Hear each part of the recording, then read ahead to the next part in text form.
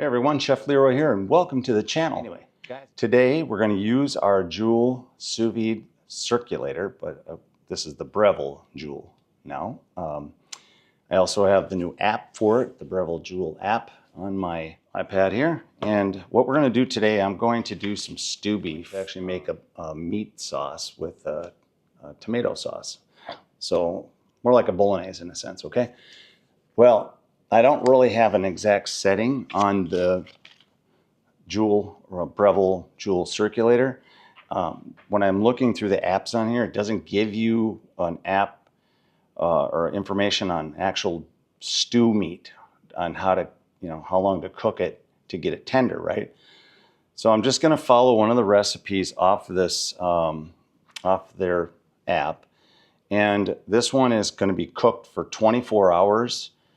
And it's 185 degrees, okay? So now when you do this, now this is different because I've done my salmon and they actually give you temperatures for your salmon.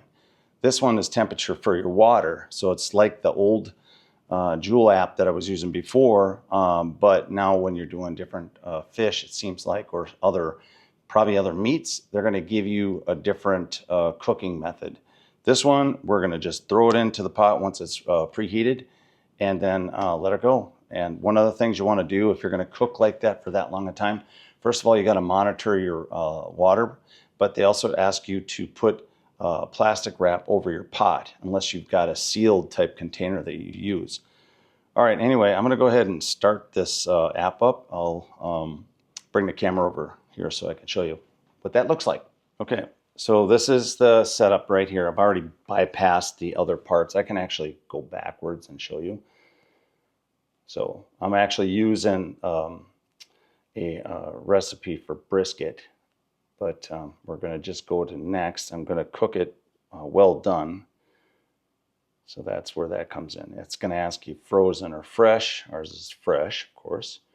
Well, it was frozen, but it's been thawed. So now it's good to go. And let's cook, and there you go. So let's hit that. It's going to start it up. Got it plugged in. I just didn't have it set up. Okay. It just asked me to push the top of the immersion circulator, and I'll show you that real quick.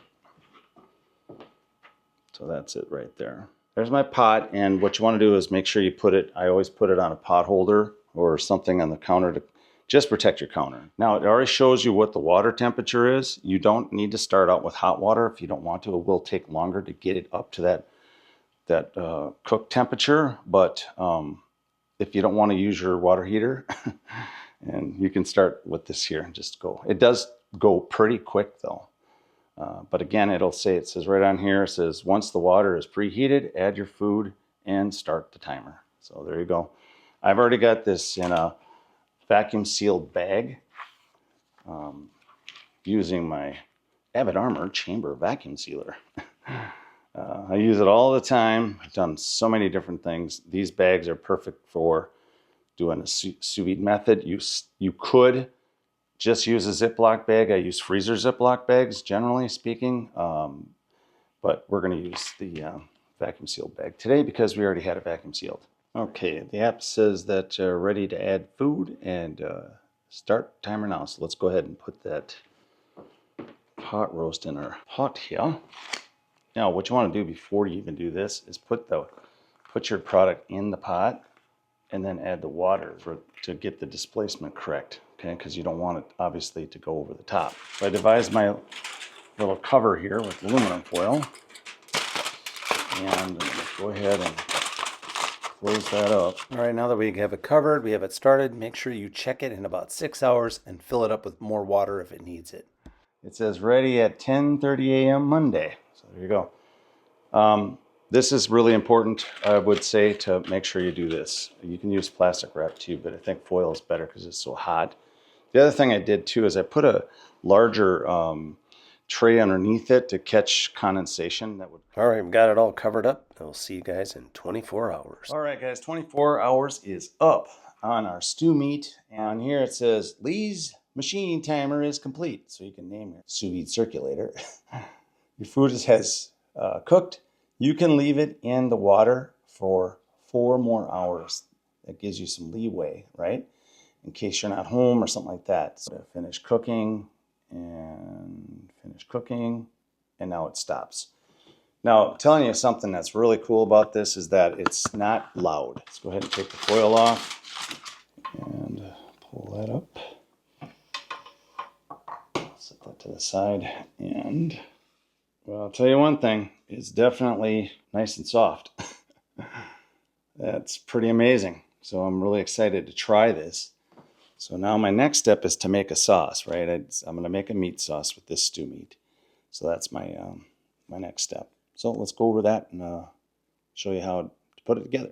All right, I'm going to saute my vegetables off in my Wolf multi-cooker.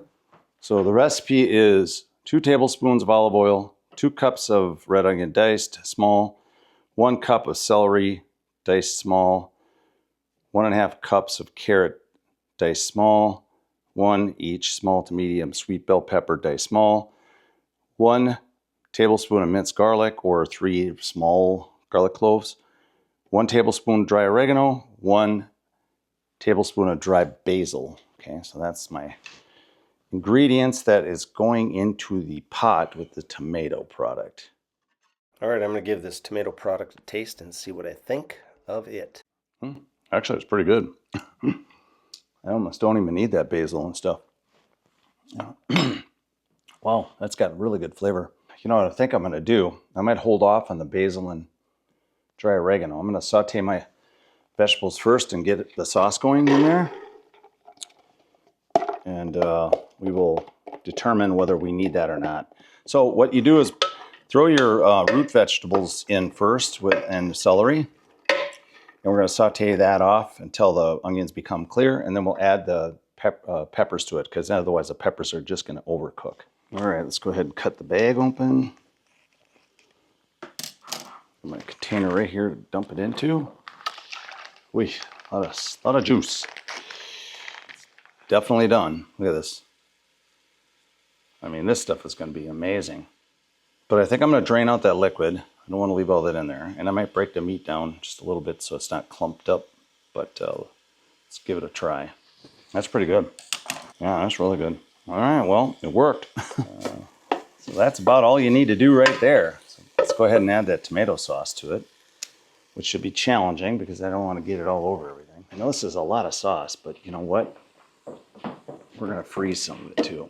So we'll have it set up for another meal. And there we go. All right, let's give it a mix. I'm going to go ahead and add the beef. So let's go ahead and cover it.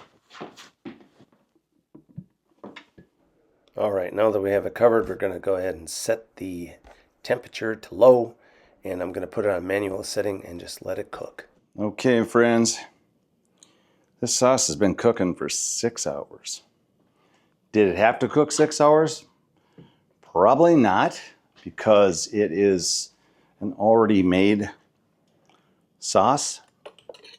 And the meat was done, but you know what, guys? I just like to go over the top. I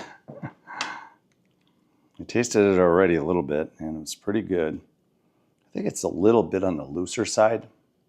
Probably could kick it up on a higher temperature for a bit and let it cook out a little bit more, but let's give this a taste. Oh, that's good. Those vegetables and that beef really added flavor to it, because I had tried that sauce before I added it to the pot, and it was definitely not that flavor. Wow, I like it a lot. Again, I will put a photo together with all the items that I'm doing for this dish today, and I hope you enjoy it as much as I'm going to. All right, that's what I got, guys. See you in a bit. I serve the sauce over a polenta mash with a side of steamed broccoli. What a fantastic dish.